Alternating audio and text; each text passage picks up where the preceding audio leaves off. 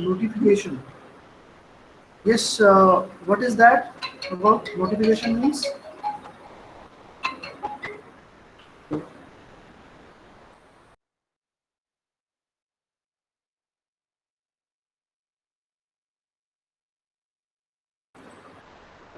Yes, Vivek, you can unmute yourself. You, what happened? Notification means?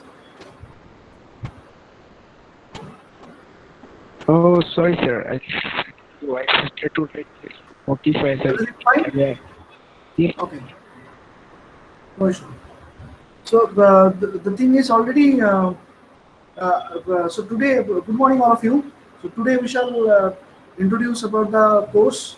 Uh, Already I shared the course planner in the WhatsApp group. You probably have seen that.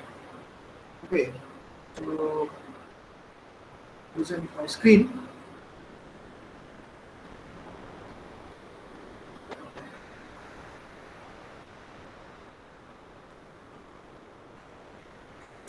Right. So this is the course planner. If you have not seen, so let me show you. We shall do today introduction of the course. Then our plan is to first explore the linear data structures of the syllabus. Uh, I hope you have the syllabus. I shared that earlier in the WhatsApp group. So course credit is 3 and the course code is ESCS 301. It's a category engineering science course. 3 lectures are dedicated per week. No tutorial, but still I have put some tutorial classes for better learning. Okay. So there are 4 modules: module 1, 2, 3, and 4. First module is algorithm introduction to algorithm, asymptotic notations, and then the searching, basic searching to understand what is the meaning of complexity and how to do the complexity analysis of basic searching techniques. Next module, module 2, is about stack and queue, and third module is about linked lists, okay, and trees. And from this tree, actually, the nonlinear data structure starts. Okay, and module 4 is deals with sorting techniques, various sorting techniques, and the hashing concept. And finally, we have graph concept, graph data structure.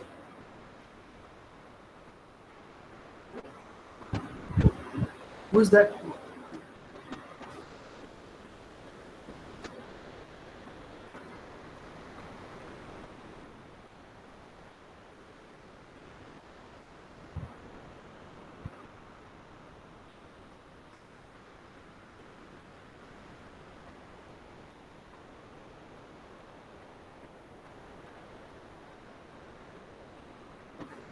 Fine. Uh, this is our syllabus, 4 modules, and as similar to the previous year, I guess the first uh, part of the semester will be based on module 1. First, I shall cover module 1, as you can see here. First, I am covering module 1, and then I am going to module 3. Okay. So after completion of the module 3, then I am coming back to module 2. Okay. So after module, not completing the entire part of module 3 actually. I am just completing the linked list portion of the module 3, leaving the tree. Okay. So this part, module 1 and module 2, then module 3 only linked list part. After this will be the first part of the first phase of the semester. Okay, means assignment problem solving one will be based on that. First class test, whatever it's online or whatever, I don't know, but it will be based on that. And yeah, yes, okay. And then the second phase will start from the module 3, tree concept. Okay, so sorry, this is the tree concept, and then sorting, we will complete sorting, hashing, etc. graph. Okay, no issue. Some books which are recommended, like I just want to ask you.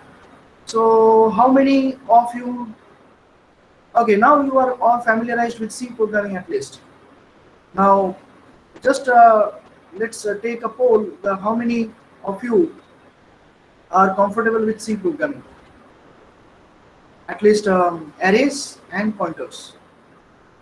Here I'm seeing that 43 are there, 42. So out of 42, how many of you are comfortable with C programming? Arrays and pointers. Raise your hand, or you can unmute yourself.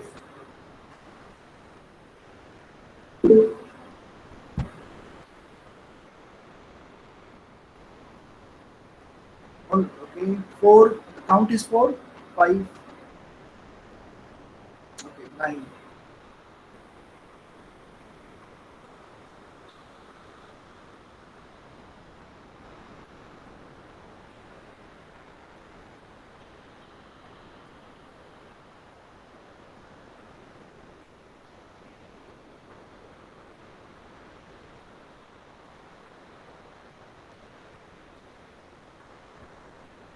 So almost okay, 40 to 21. Okay, so that means 50% of the string, and that's good. Okay, so let me. Okay, I will be logging out, so don't worry.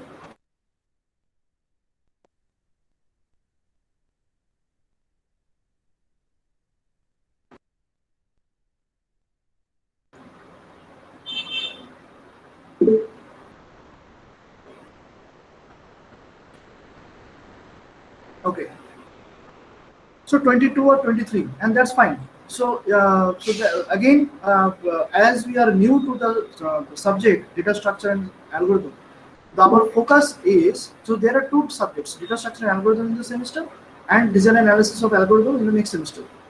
So what is the primary motive we should focus on in the semester for this subject? That is, in data structure, you will be learning a lot of schemes. Data structure means data storage schemes. Okay, we have a computer, we have okay, mobile, no issue. Okay, mobile is now like a very microcomputer. Okay, so but it's not actually a computing device. The mobile is, it's an we can say it as an application device. Okay, but computer where we can do some computations. Okay, so Raspberry Pi, it's a mini computer, we can say that. So those are computing devices. So whatever this computing device or application level device we have, okay, those are having a very large size of memory. Okay, hard disks, memory, memory storage.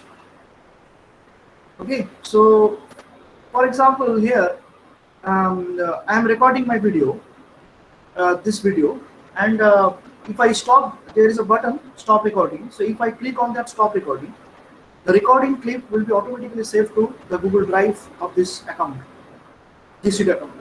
Okay, so you see what happened. Just a data has been created, video recorded. So video is a file. So it's a digital file. So that video digital file, after creation, it gets stored into a corresponding memory, server memory, cloud memory. Okay, the drive, Google Drive. So now the case is, and there are many other recording clips present over there in the Google Drive.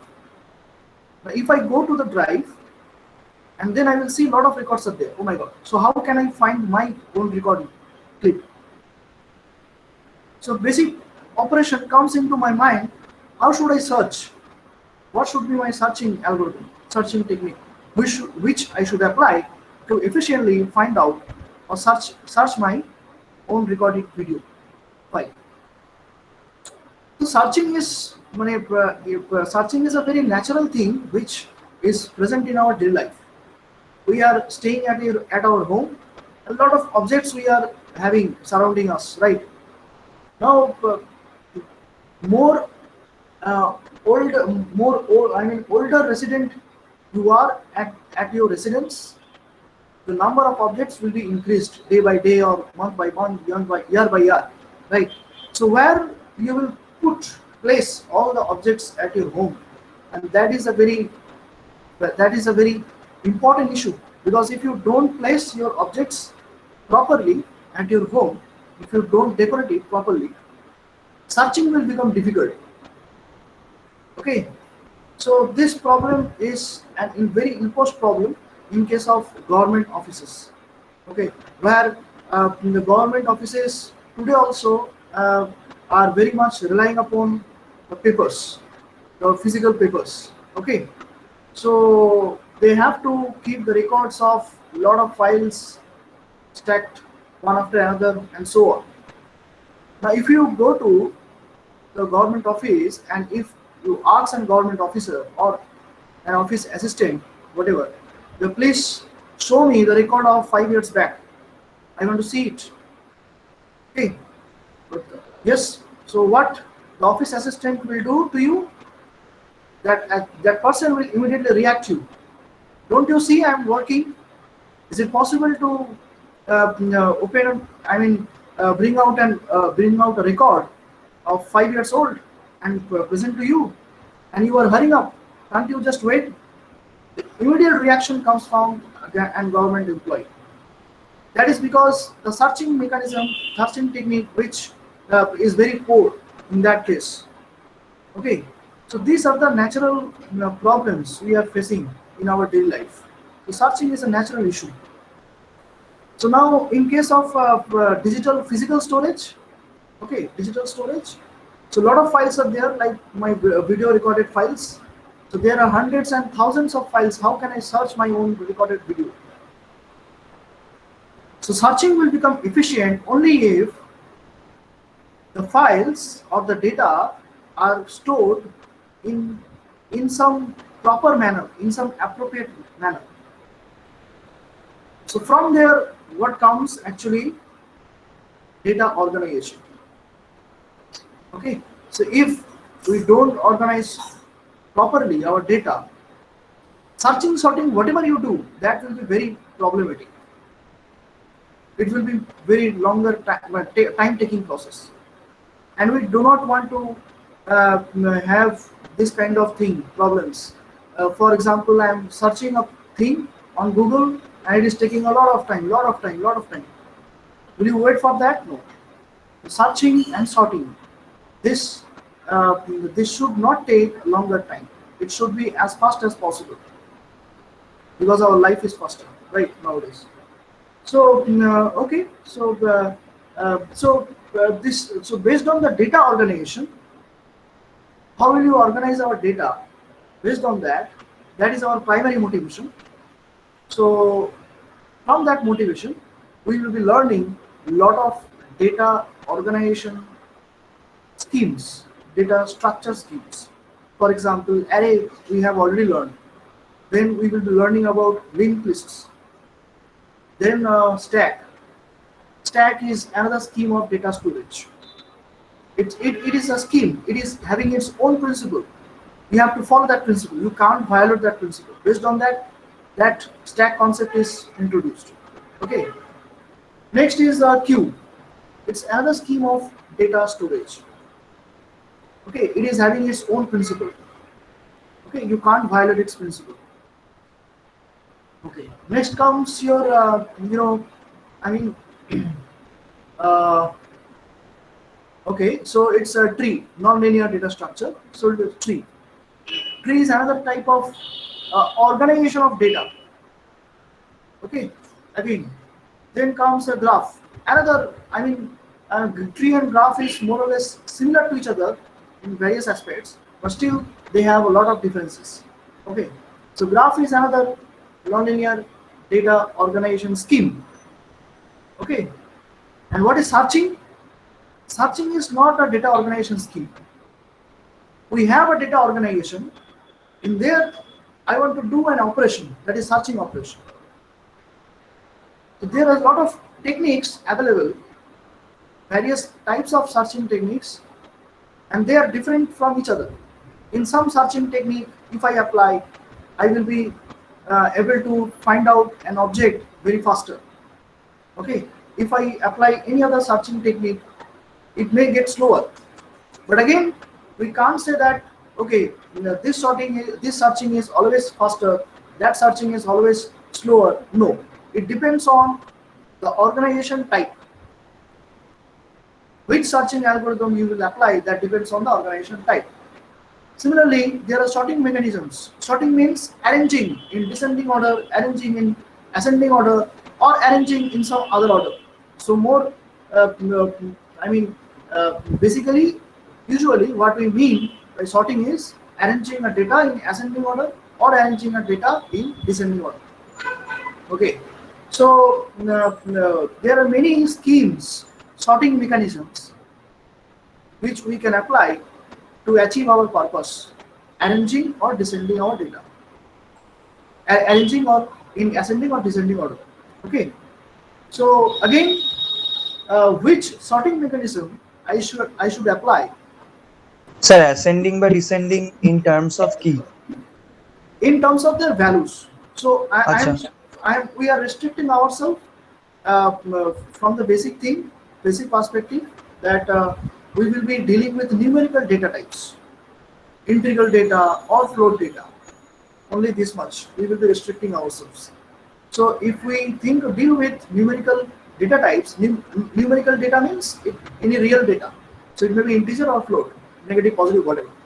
Okay, so now if we deal with numerical data types, then we are restricting ourselves only on ascending or descending arrangement of the data.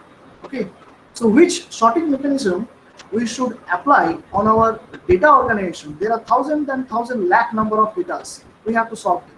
So which sorting mechanism will be applied? Some sorting mechanism is claiming that he is the best.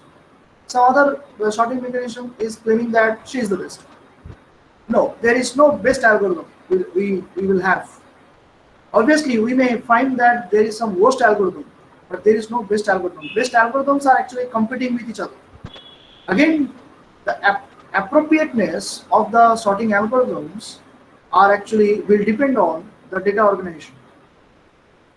Some assumptions. So, what are the assumptions we are having in our data organization, so that we can understand, okay, this sorting algorithm I have to apply. So you should learn this. You should after completion of the course, you should be able to distinguish different searching and sorting algorithms and answer yourself. Okay, this is the problem. Which searching or sorting algorithm I will apply? I can find out. I can just select.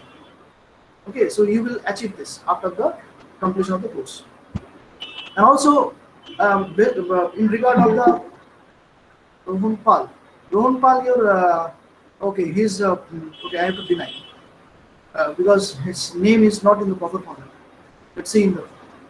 So now we are so in regard of data organization, we have lot of schemes to learn. Okay, so if we do not learn those schemes, again the problem is if you are given a raw data. Okay, I'm giving you thousands and thousands number of data or files. Then I'm telling you, okay, keep the records, keep the files, so that later on, if I ask you, okay, get me that file, you will be efficiently means faster. Okay, I mean with less time, you will be able to search that file and present in front of you. So first you have to do the data, or organize the data.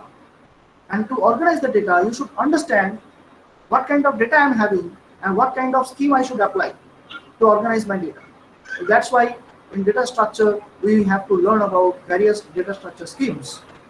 And also, they are complete. And also, if we perform, and that is the data structure part. The name of the subject is data structure and algorithm. So data structure, first part is different schemes of data organization. And second part is algorithm. What does that mean? Means you have organized data and you want to apply some operation. For example, stack. There are dedicated operations, push and pop. In case of queue, there are dedicated operations like insertion of a node, insertion of a data, deletion of a data, etc., etc. Those are operations. Today we shall be introducing array operations like insertion of an element into an existing array, deletion of an element into an array from an array, right? Traversal. These are the operations which can be performed on a 1D array. In 2D array also we may have its own operations. In case of tree, we may add a node, we may delete a node from the tree. We can traverse along the tree. Similarly, in case of a graph, we may insert a node. Again, we do not call it any node in case of graph. We call it a vertex. So we may add a vertex into a graph. We may delete a vertex from the graph. Okay. We may search. We may apply search operation on a graph. We may traverse along the graph. Okay. We may do some high level computational tasks on a graph. For example, shortest path finding. For example, minimum spanning tree calculation. Okay, so which are having a wide applications, very nice, very very good applications in case of image processing, video processing, at least in case of signal processing, etc. Okay, so the next there are various kind of operations. So if you want to apply operations on your organized data, how efficiently those operations are getting performed. To perform your operations, you will apply some algorithm. There are some good standard algorithms.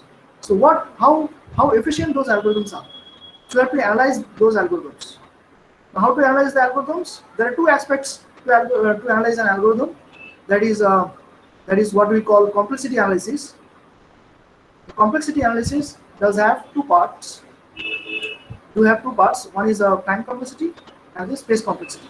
Time complexity means how faster the algorithm is able to do its operation, complete its operation, and space complexity means, okay, to perform the algorithm, to apply the algorithm, how much data it is required. It is requiring. Okay. So maybe in some case I can't afford too much data.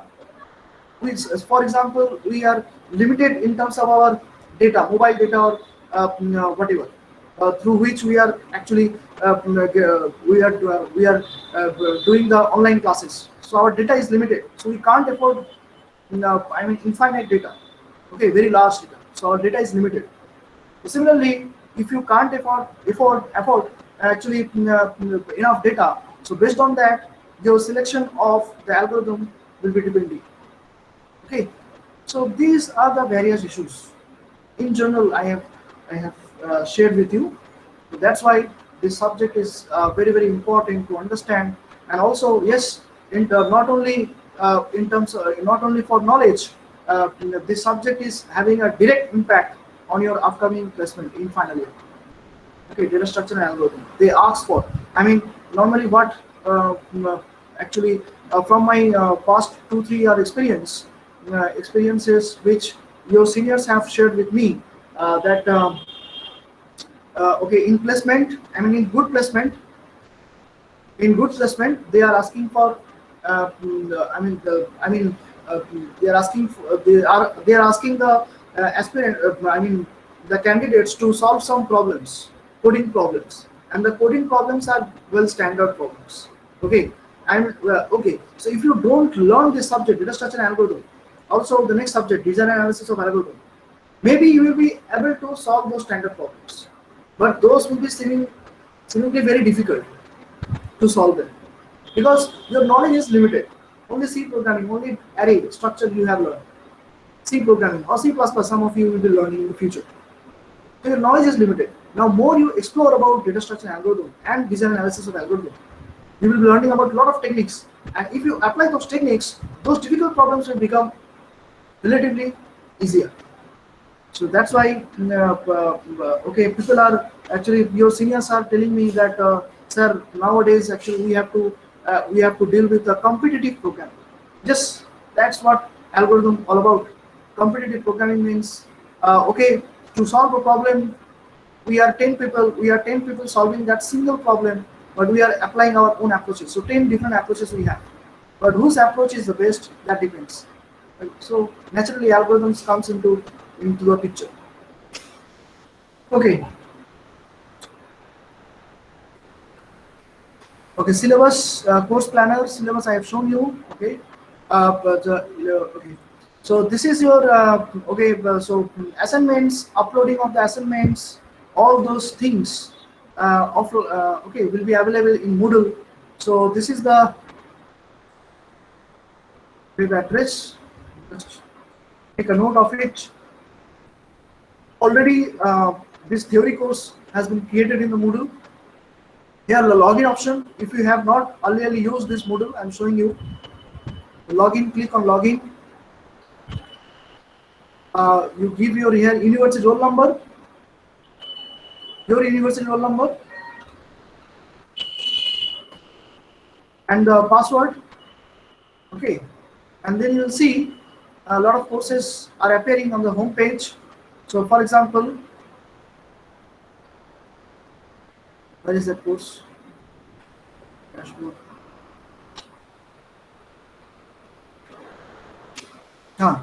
So Yes. can you repeat about the courses, sir? Hello, sir. Yes. Good morning, sir. Sir, can you repeat about the courses again? Like where I need to give the password and all? Oh, right. So I think in the first year, when you have received your university roll number, then only your Moodle account has been created. So just try to attempt to just try to log in your Moodle account here. Just as I have shown you, click on the login, provide your university roll number as the user ID and password. I don't know. You will be receiving. You must have received a mail where the password is there. So get that password and through that password you will try to log in. Okay, so already a course has been created. Our course has been created. See, ESCS 301 section B, data structure and algorithm.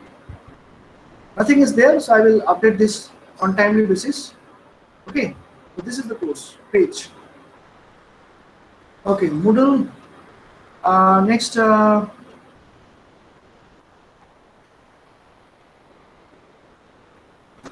Okay, and I will be sharing also the question papers of the last 3 years for your ready reference, for your better understanding. Okay, and as you have seen in the course planner, that total 56 lectures I have planned, but let's see how much number of classes we are having. Okay, this is in detail. So if we can follow this entire course planner, we will be actually we will be the master of this subject. Okay, so entire. Okay, so let's start a little bit about array operations. In today, we will be having a lab session on this. Already, you know, I have given you assignments on this, but still I'm just briefing. Array operations. So it's array is a linear data structure, and what is the meaning of array? Elements of an array are of same data type. That is the first point. And array elements should have contiguous memory allocations. For example, this. This is looking like an array. This is, I mean, for drawing purpose. Okay, for your visualization purpose, I have drawn a picture of the array. So this is looking like an array. 1, 2, 3, 3, okay, 4, 5, 6, 7, 8, 9, Sir, 10. screen share is not visible. Sir, you are not sharing the screen, sir. Oh, মডুলটা দেখতে পেয়েছো? No, sir. Now, sir, now, sir. No. না মুডলের ওটা দেখতে পাইনি actually. ঠিক আছে ঠিক আছে। Oh, immediately বলবো। 5 মিনিট ল্যাগ করে দেবো। Okay, so here you will log in. Open this link and log in. Okay, you can also do the same using your mobile, no issue. And give the password. And there you will find the course ESCS 301 section B, like data structure and algorithm. Nothing has been put over there. I will update this on a regular basis, no issue. And then okay, now coming to, let's start with our basic operation. First topic of discussion, that is array operations. So array is a linear data structure. And what does array mean? Array means that 2 points we have to keep in our mind, which is actually array. The first point is elements of an array are of same data type. Okay, we can't store different data type, data of different data type in a single array. We can't store integer data, float data, char data into a single array. That is not allowed. Only integral data we can store in an array. Only character data only we can store in our array. Or okay, let me switch off my video for less bandwidth. Okay, so array elements have contiguous memory allocation. Yes, so for example, this is the picture of an array where we can store maximum 10 data data. Okay, maximum 10 data. Please switch off, mute your audio. Okay, we are recording the video. So 10 elements we can store maximum in this array. So you can see that there are 10 cells, memory cells, and in each such memory cell we can store a single data, maybe integral or float or char, whatever, no issue. Okay, so each of these memory cell is actually capable of holding a single data, and those memory cells are placed one after another. Okay, so for example, if we get the address of this first cell, I mean more precisely from programming aspect, this is your 0th cell and this is your 9th cell. Okay, so if you get the address of the 0th cell and if you get the address of the first cell, memory cell, and also if you get the address of the second memory cell, you will see that there is a pattern in the memory addresses. Those memory addresses are in AP, arithmetic progression. What does that mean? So the memory addresses are in a contiguous pattern. That's why our conclusion is these memory allocations of array elements are in contiguous nature.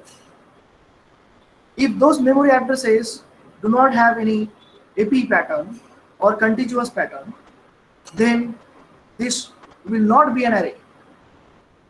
These 10 memory cells will be placed here and there discretely, scattered way. Okay, so array means this too, must. Data elements will be of same data type and memory allocations will be contiguous in nature. And in array, what we shall be doing, the operations are insertion operation, that is the main operation, insertion, division operation, and traversal operation. These three are the main. Okay, and additional to this, we may perform other operations like display. We have to do display, otherwise we can't. If we don't visualize, if we can't visualize our operations, we can't actually validate whether we are doing right or wrong. So display is a mandatory thing for every data structure scheme, for every operations, and throughout the course. And reversal, it's an additional operation I have mentioned over there. Basic operations are insertion, deletion, and traversal. We shall be doing logical development and algorithm development of these three: insertion, deletion, traversal. Come to the insertion part. Okay, so for example, this is an array. So this, is A0, this is A1, A2, the name of the array is A, small a, A3, and so on. Our assumption is, by default, any value will be initialized with 0. And 0 means that memory place is empty. If there is a non-zero value like 16, that means this place, memory space, is occupied. This is not empty. Okay, so this is our assumption. And for modern compilers, if you do not explicitly initialize the array with 0, by default it is assume করে নেবে 0. Right. For example, dep C++. Okay, compiler. So case 1, for insertion operation, insert an element at any intermediate position, provided there is a space available for that insertion. So how will I understand that there is a space available in my array or not? So for example, here we have 4 non-zero values and 6 zero values. That means 6 spaces are there. Sorry, 5. And 2, 3, 4. Oh, this array is of capacity 9. Sorry. So 4 non-zero values are there. Means 4 places are already occupied, and 5 vacancies are there. That means I can insert a value wherever I want to. Okay. So that is the meaning. If this array is full of its capacity, means all the 9 places are occupied, then only I can understand that further insertion is not possible. if we want to do an insertion, at least one element should be deleted first from that array. That is the meaning. Insertion means we may, though there is a 10, but still I can insert a value here in this position. I'm not supposed to replace this value 10, but still I can insert the value, a new value in the place of 10. That is the meaning of insertion, and which is very different from addition of an element into an array. Addition, okay. So let's insert an element n at a position p, where p is 0 to n minus 1, where n is the size of the array. This array, okay, forget about this, now this one. Let's say p equal to 2. That means this is p equal to 0, p equal to 1, p equal to 2. So p equal to 2 means in this position we want to insert a new value, let's say n equal to 40. Okay, and how can that be done? See, as it is already occupied, because it is storing already a non-zero value. So what I can do, that is I have to create a vacancy over there. So what I'm doing right shifting of all the elements, okay, but starting from right end. So first I should right shift this element towards its right by one place, then I should right shift this element towards its right by one place, then right shift of this, right shift of this, right shift of this, right shift of this, and I should end that right shifting here, where I am going to insert a new value. And after this right shifting phenomena, what the picture will be looking like this. Okay, so 10, 13, and then though I have displayed a 40, but forget about there is no 40. Insertion is not yet done. But after right shifting, 20 will be coming here, 16 will be coming here, and this, and 1 0 will be lost, and that is not a problem. If we lost a 0 value, that doesn't mean anything. Okay, and here after right shifting, whatever is the value here, I will not bother about it. Simply I will replace that value by the new value 40. That means value insertion is successfully done.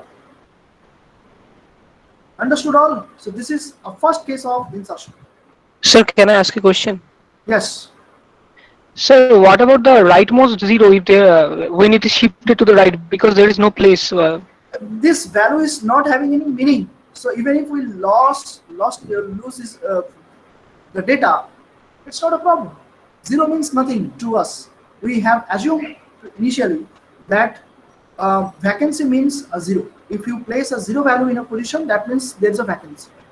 We can readily afford to lose it, afford to replace it. No issue. Any other question? Okay. Now, if the array is full, no space is available, then no insertion is possible. For this reason, the size of array is fixed, assumed to be justified. So this is another assumption. First assumption, you have to initialize the array by 0, so that you understand 0 means a vacancy, non-zero means non-vacancy. Okay, right. The position is occupied. And the second assumption is we have to restrict the size of we have to initialize, we have to fix the array size. We can't increase or decrease the array. Though that's the main point which I am trying to tell you, because we are using dynamic memory allocation while creating an array. So that means there is a possibility that we can increase the dimension of the array, increase or decrease. But we will not do that. We will restrict ourselves to keep the size of the array fixed, so that we can achieve this case. We can implement this case. Okay. If there is no provision of increment or decrement of the size of the array, that means at some point of time the array may get full, no space available. So then this case 2 can be achieved, can be implemented. Sir, if we want to insert, if we want to replace a value at the middle place, then what should we do? Like if we want to just replace the value of 20 from the array and put some other value, then what should we do? Again, repeat your question. So for example, the 2th position, the 20 number value, if we want to replace it directly to 40 and don't want to increment the value, like 20 is on third place now. You can't lose any information from the array. These are all valuable informations. 10, 13, 20. So we can delete a value from the middle. Middle means? if I want to delete the value of number 20 and put some other value, then can we do it on C program? You are asking me that whether we can delete any element or not. No, ma'am. I am just asking that I just want to replace the value of 20 with some other value. Can we do it in C programming? Replacement is nothing, just assignment. What you do, let's say A2. So this is your A2. This position is accessible by A2. This A2. So if I do A2 equal to 40, that means whatever is the value that is getting replaced by the 40. Okay, sir. Okay. So Sorry, sir, for a silly question. Sorry. okay. So we are not supposed to do any replacement. That is loss of information. We have to preserve the information, and thereby we have to do the insertion operation and all. Okay, so I'm not going into the algorithm development. I will share this document, my notes. You will learn itself because time. Next class onwards, we will be go in more detail. Okay, so that is the briefing of our introductory class. Okay, books. Okay, let me write over here. For beginners, I'm recommending highly that this book, data structure, and data structure with C by Y. Yashwant Kanitkar.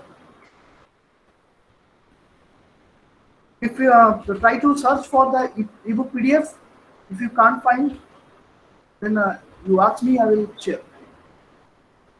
Okay, this is for the beginners. Okay, and introduction to computer algorithms by Purvit Sahani and Raja Sekaran, something like that. I'm forgetting the third author, Raja Sekaran. This is for the advanced learners. This is for the algorithm part. Okay.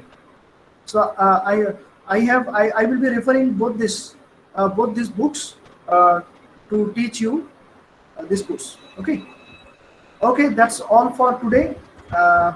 Okay, well, one thing I just want to mention. Let me take some picture. Stop recording.